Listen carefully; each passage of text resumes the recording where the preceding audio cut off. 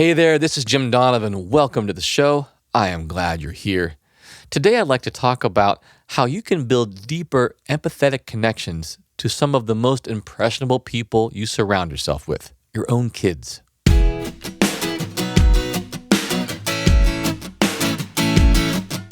Before we get started, I'd like to invite you to take advantage of a free resource I made for you. It's called the Sound Health Newsletter.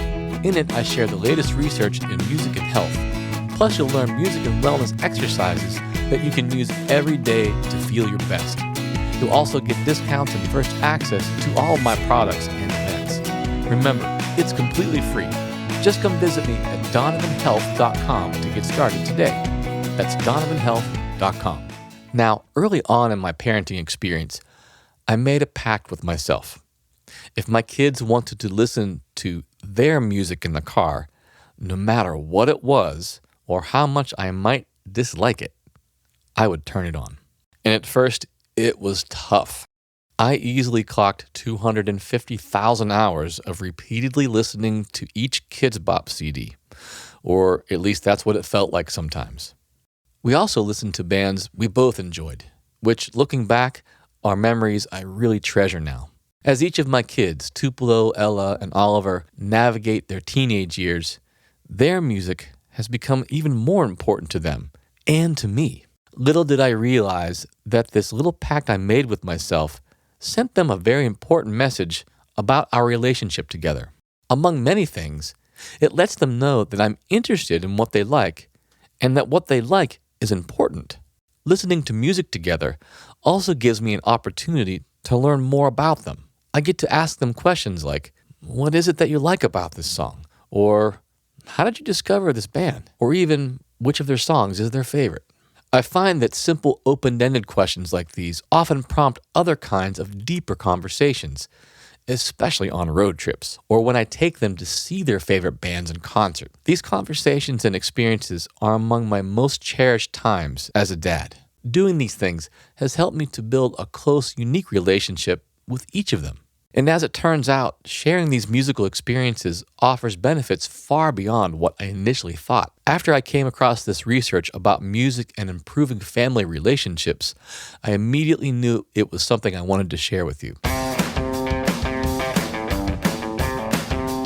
In this 2018 study published in the Journal of Family Communication, a team of researchers at the University of Arizona found that there are two important factors at work when people share a musical experience. The first phenomenon is something called synchronization. Study co-author Jake Harwood explains synchronization or coordination is something that happens when people play music together or listen to music together. He continues, "If you play music with your parent or listen to music with your parents, you might do synchronized activities like dancing or singing together. And data shows that doing this causes you to like one another more." You can easily witness this synchronization between people that like the same kinds of music. I saw this concept for myself a few months ago while my daughter Ella and her friend were waiting in line at a concert for 21 Pilots.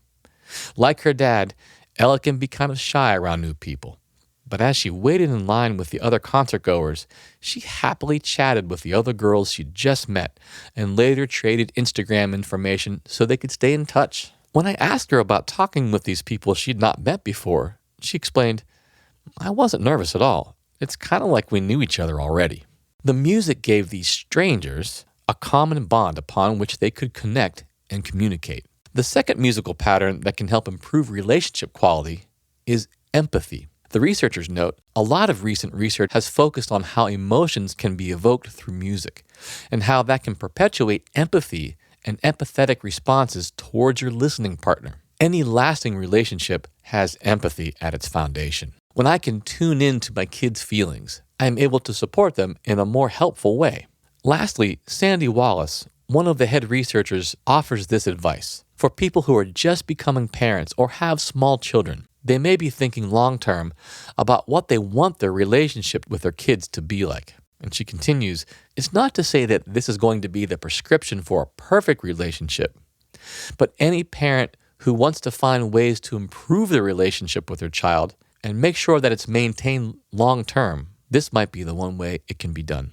Thankfully, I still have a few years left before all 3 of my kids leave the nest. And while I've made my share of parenting errors, who hasn't? This music pact has proved to be a profoundly helpful idea that has strengthened the bond I have with my kids. And now we have the science to prove it. And as my children grow older and perhaps eventually have kids of their own, I hope to continue this musical pact and continue to strengthen my bonds with my grandkids. The bottom line, crank up their jams. You'll be glad you did. If you'd like to share a story about how music has helped you and your kids bond, feel free to reach out to me on the Jim Donovan Sound Health Facebook page, or just send me an email at feedback@donovanhealth.com. Well, that's it for today. I appreciate you tuning in. Remember to come see us on our social media channels on Facebook, Instagram, Twitter, and YouTube. Just search Jim Donovan Sound Health. Now, before you go, I'd like to let you know about a free resource I made for you. It's called the Sound Health Newsletter. In it, I share the latest research in music and health in an easy-to-understand form. I also share beginner-friendly music and wellness exercises that you can use every day to feel your best.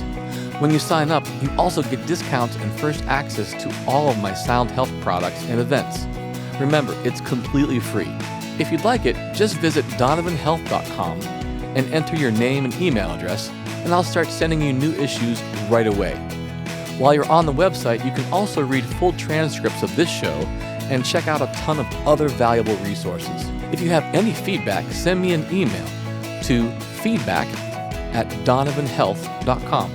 All the information presented on this show is for educational purposes only and should not be considered medical advice.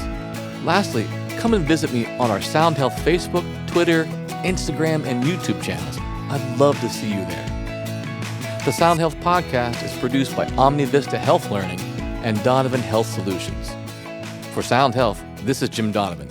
See you next time. Take care.